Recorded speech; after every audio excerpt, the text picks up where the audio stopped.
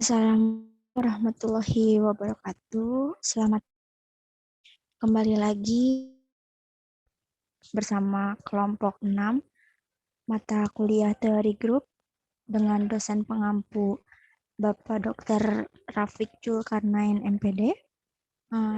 Di sini kami akan membahas mengenai materi baru mengenai grup siklik. Bisa di next, Apri, tolong. Nah, dengan anggotanya yang pertama itu ada Aprianti Nur Alia dengan nomor NPM 201063 105149. Lalu dengan saya sendiri Putri Aprila Zahara dengan nomor NPM 201063 10527 dan Sri Lestari Bagariang dengan nomor NPM 201063 1050111.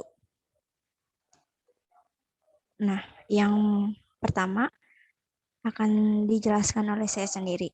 Nah, di mana di sini ada sebuah teorema di mana A merupakan suatu subgrup dari G. Nah, misalkan diberikan sebarang A elemen grup G dan A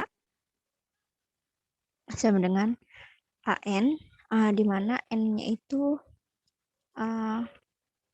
bagian termasuk dari Z, bilangan asli. Maaf, bilangan bulat.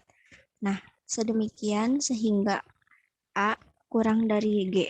Nah, ini bukti untuk teorema di atas. Nah, yang pertama akan dibuktikan bahwa A bukan himpunan kosong. Nah, perhatikan bahwa A anggota, maka paling tidak ada satu elemen A yang dihasilkan dari AN dengan N sama dengan demikian A bukan himpunan kosong. Nah, yang kedua akan dibuktikan bahwa A merupakan subgrup dari G. Nah, kita ambil sembarang A, P, AQ, A pangkat Q, elemen A, di mana A pangkat P tidak sama dengan A pangkat Q. Nah, kita perhatikan di teorema 4, di mana teorema ini bunyinya misalkan G adalah grup dan H adalah himpunan bagian yang tak kosong dari grup G. Nah, jika ada A, B elemen H dengan A, B pangkat negatif 1 atau inverse dari AB, elemen H atau anggota dari H, maka H kurang dari G. Nah, oleh karena itu, A pangkat P dikali A pangkat Q, pangkat negatif 1 atau inverse dari AP AQ sama dengan AP pangkat negatif dan A pangkat P dikurang Q sama dengan AK, di mana ini merupakan anggota A. Nah, kita misalkan lagi P dikurang Q itu sama dengan K. Nah, untuk suatu K elemen dari bilangan bulat. Nah, dengan demikian terbukti bahwa A kurang dari G. Nah, subgrup A dari G disebut subgrup siklik dengan generator A. Nah, apabila G sama dengan A, dikatakan G adalah grup siklik dengan A sebagai generator G. Harap diingat ya, bahwa generator pada grup siklik mungkin memiliki banyak generator. Nah, di sini disinggung nih generator. Apa sih definisi dari generator itu? Nah, di sini saya ingin menambahkan definisi dari generator itu sendiri. Nah, generator itu satu pilihan angka atau huruf untuk didapat sebagai perwakilan beberapa komponen. Nah, generator ini dapat kita katakan bahwa sebagai pembangun suatu grup siklik. Istilahnya bagian-bagian untuk membangun suatu grup siklik ini. Nah, di dalam satu grup siklik itu kita hanya mendapatkan satu generator. Tetapi untuk di grup lain itu terdapat lebih dari satu generator tersebut.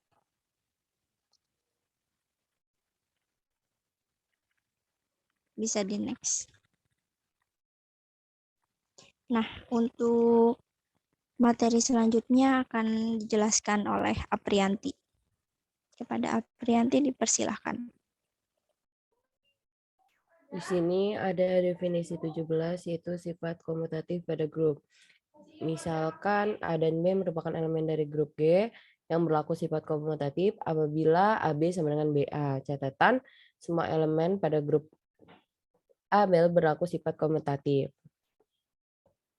Lalu di sini ada definisi 18 atau center of group, di mana center suatu grup G dengan notasi Z G adalah himpunan bagian dari elemen pada G yang berlaku sifat komutatif. Di sini bisa dinotasikan sebagai ZG sama dengan A elemen G, sedemikian AX sama dengan XA, sehingga X elemen G. Untuk definisi 18-nya itu, center grupnya itu sendiri yaitu himpunan elemen yang bergerak dengan setiap elemen grup itu sama dengan persimpangan pemusat elemen grup. Center juga adalah normal subgrup ZG kurang dari G pada ekstrim yang lain. Suatu grup dikatakan tanpa center jika ZG adalah trivial, yaitu hanya terdiri dari elemen identitas. Jadi tidak semua dapat dikatakan center of group. Lalu di sini ada teorema 8. Center suatu grup merupakan subgrup. Center suatu grup G merupakan subgrup dari G. Buktinya itu, perhatikan bahwa identitas E akan berlaku sifat komutatif pada semua elemen di ZG dengan demikian ya, E atau identitas elemen ZG. Dengan demikian pada ZG memuat elemen identitas. Lalu ambil sembarang AB elemen ZG diperoleh dalam kurung AB X sama dengan A dalam kurung BX sama dengan A dalam kurung XB sama dengan dalam kurung AXB sama dengan dalam kurung XAB sama dengan X dalam kurung AB. Dengan demikian, ketika A, B elemen ZG, maka AB elemen ZG atau berlaku sifat ketertutupan. Lalu yang terakhir itu diberikan AX sama dengan XA. Perhatikan bahwa AX sama dengan XA. A inverse AX sama dengan A inverse XA.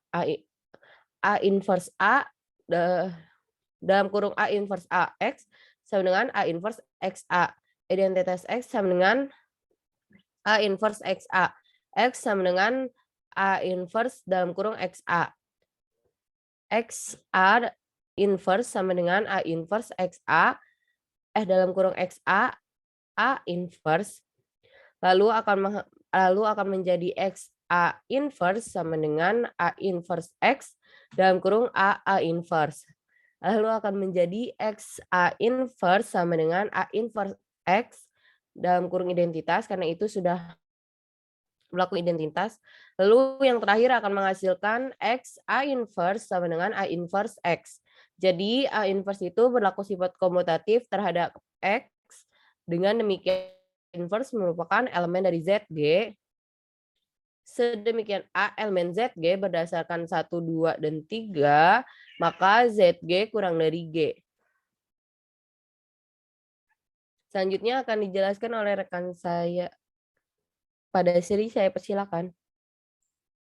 Baik, selanjutnya di sini ada definisi 19, yaitu centralize A pada grup G.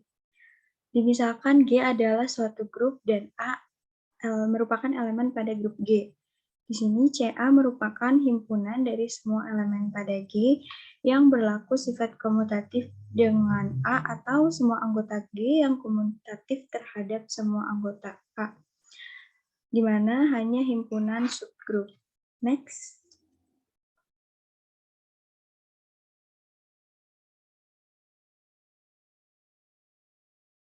Oh iya, mohon maaf. Sebelumnya ada perbedaan dari central group dan centralized group, di mana tadi center itu dijelaskan oleh Apri, yang dimana kalau misalnya center group itu perbedaannya dia komutatif pada seluruh anggota di G. Nah, sedangkan kalau centralized itu semua anggota G yang komutatif terhadap semua anggota di A, dan dimana itu hanya pada himpunan subgrup saja. Lalu center ini didefinisikan pada grup, sedangkan centralized didefinisikan pada subset dari grup.